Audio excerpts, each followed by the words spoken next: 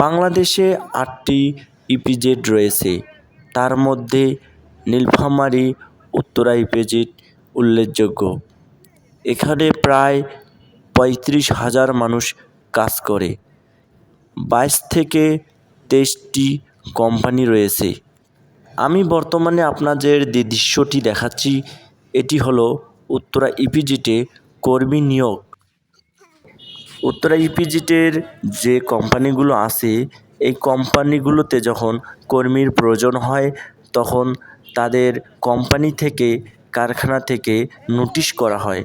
এই নোটিশের মাধ্যমে আশেপাশের বিভিন্ন জেলা, থানার এবং ইউনিয়নের মানুষেরা, সাধারণ মানুষ জানতে পারে।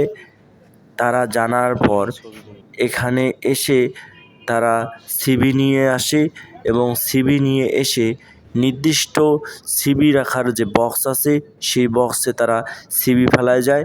এরপর তাদেরকে ডেকে নিয়ে পরীক্ষার মাধ্যমে, ভাইবার মাধ্যমে এবং কোনো ধরনের প্রলোভন ছাড়া, কোনো ধরনের দালাল ছাড়া নিখুঁতভাবে এখানে লোক নেওয়া হয়।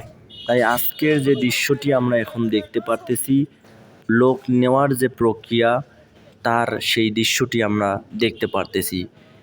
এখানে দেখেন অনেক সাধারণ মানুষ এখানে এসেছে।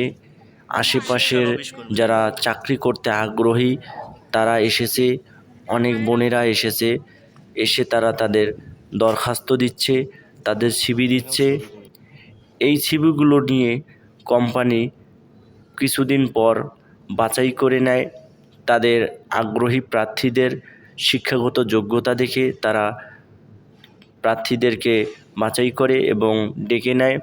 তাদের লিখিত পরীক্ষা হয়, ভাইবা পরীক্ষা হয়।